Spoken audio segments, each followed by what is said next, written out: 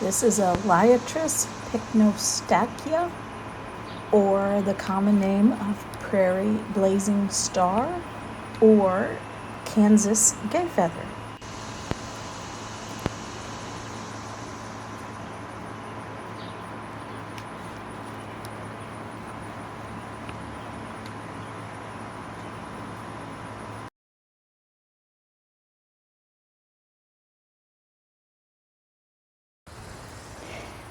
I have the flower I'm highlighting for you today in a pretty vase because we actually cut it down, so I needed to share this video with you before the flowers faded away, because we've decided to take it out of our garden.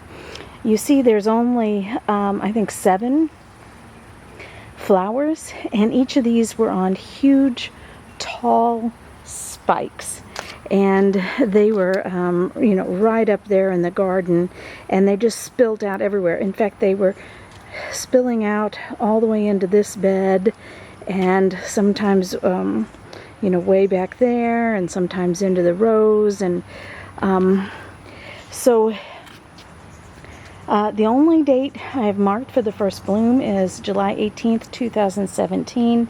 They did bloom here July 15th, 2023. So they bloom in July here in my zone in 6B.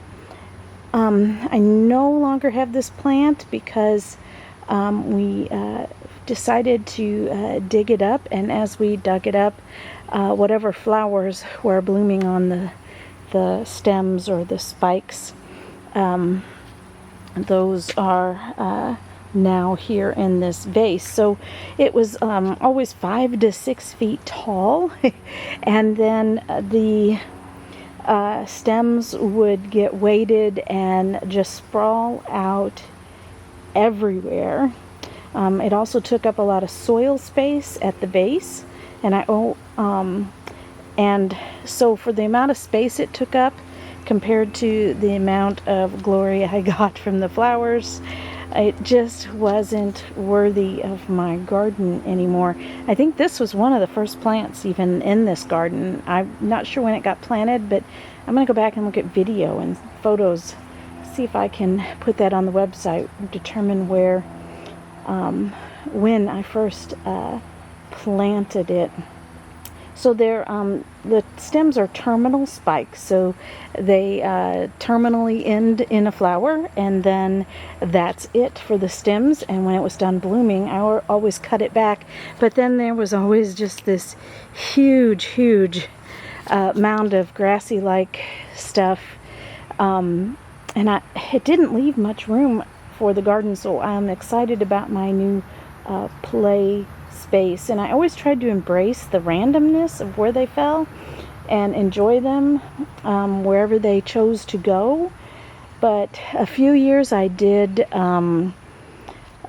take stakes, and I staked them upright, and I really did not look like the way that looked either. This plant